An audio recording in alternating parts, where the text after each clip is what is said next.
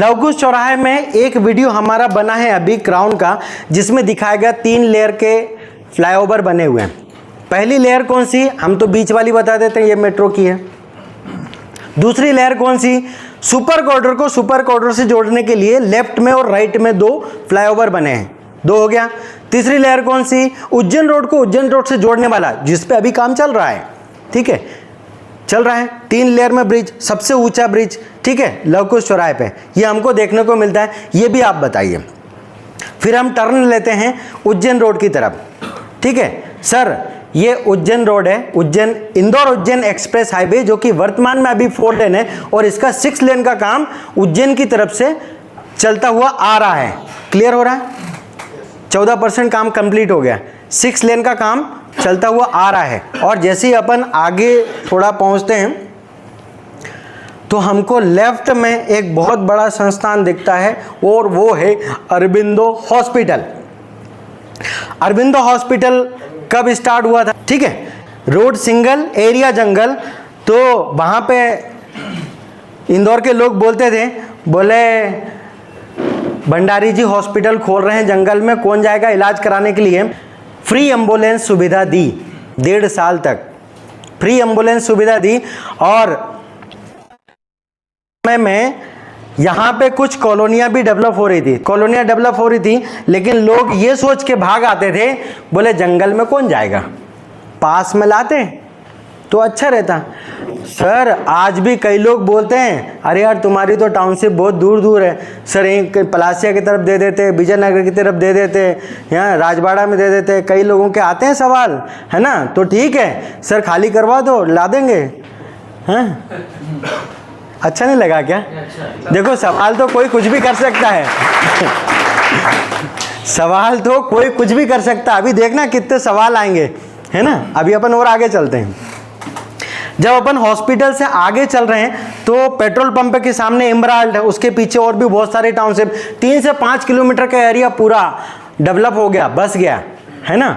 Revati hills, smart city, संस्कृति, है ना, ये सब बन गया। अब आज का रेट क्या है, क्या रेट है सर, हो गई, क्लियर हो गया ना, है ना। सुविधाएं बढ़ेंगी तो रेट बढ़ेगा। चलो अपन और आगे चलते हैं।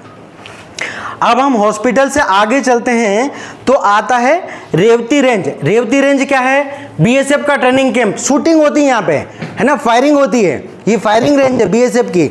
और बीएसएफ की फायरिंग रेंज के ठीक सामने पूरा खाली एरिया है ना, वो ग्रीन जोन में आता है ना, वो सिविलियंस को अलाउ नहीं करते, ये गवर्नमेंट के नियम के आधार पे, है ना। और रेवती रेंज के ठीक सामने एक बोर्ड आपको दिखेगा जिसपे लिखा है ओरिएंटल यूनिवर्सिटी, है ना। ओरिएंटल यूनिवर्सिटी कहाँ पे है, 1 किलोमीटर अंदर, ठीक है, 1 किलोमीटर अंदर, बहुत बड़ा कैंपस है उनका, ठीक है। तो सबसे पहली यूनिवर्सिटी अपन ने देखी कौन सी, अरबिंदो, मेडिकल और टेक्निकल दोनों कॉलेज है, अरबिंदो यूनिवर्सिटी। दूसरी अपन ने क्या देखी, दूसरी देखी नहीं अभी, उसके पीछे है रेनेसांस। क्लियर हो रहा है ना। और रेवती रेंज के सामने कौन सी है, ओरिएंटल। 3 यूनिवर्सिटी टोल टैक्स के पहले। क्लियर हो रहा है, 3 यूनिवर्सिटी। और हम ये भी बताएंगे जब तक रेवती रेंज का एरिया है तो वो जैसा है वो वैसा का वैसे ही रहेगा, उसमें कोई बड़ा चेंजेस नहीं आएगा। क्यों, क्योंकि बीएसएफ वाले सिविलियंस को अलाउ नहीं करते, है ना। ऐसी बातें करते करते करते अपन कहाँ पहुँच गए, टोल टैक्स। अभी टोल टैक्स पहुँचे हैं। टोल टैक्स के बाद का एरिया अपन ले रहे हैं। टोल टैक्स के पहले तक का एरिया तो अपन ने समझ लिया, टोल टैक्स के बाद क्या होने वाला है। जैसे ही अपन आगे बढ़ते हैं तो राइट हैंड पे आप देखते हैं एक बहुत बड़ा होटल बना हुआ है, होटल क्लियर इन, ठीक है। तो रोड से कितना डिस्टेंस है, सर रोड चौड़ा भी होगा ना तो होटल नहीं टूटेगा, ठीक है। इस तरफ अगर लेफ्ट में देखें तो एक दिल्ली एलिमेंट्री स्कूल है ना। और थोड़ा सा आगे बढ़ते हैं तो लेफ्ट में एक बहुत बड़ी यूनिवर्सिटी है, श्री वैष्णव विद्यापीठ यूनिवर्सिटी, बहुत बड़ी, है ना।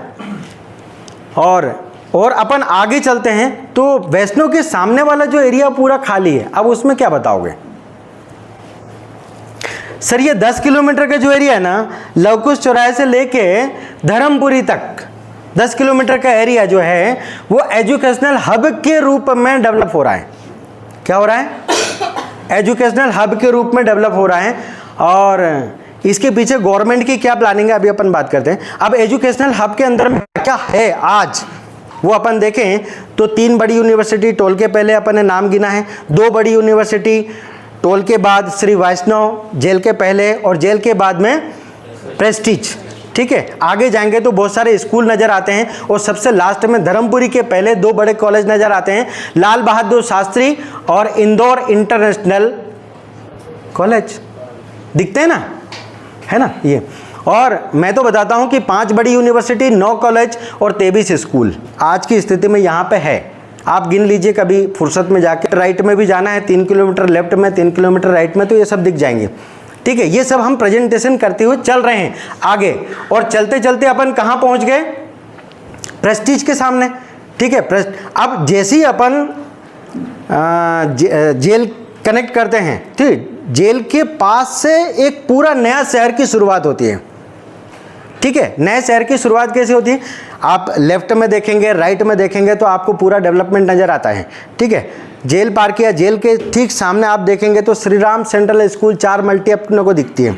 श्री राम सेंट्रल स्कूल बच्चे जाते हैं इंदौर के पढ़ने के लिए, है ना, और बहुत अच्छी पढ़ाई होती है ऐसा मैंने सुना है। ठीक है, उसके बगल में फिर आप देखेंगे तो पूरा डेवलप एरिया है श्री कृष्णा इनक्लेव। श्री कृष्णा इनक्लेव के जस्ट बाद में फिर जैन दिवाकर का एक प्रोजेक्ट आता है, सामने प्रेस्टीज यूनिवर्सिटी आती है, और ऐसे प्रेजेंटेशन देते हुए अपन कहाँ पहुँच गए?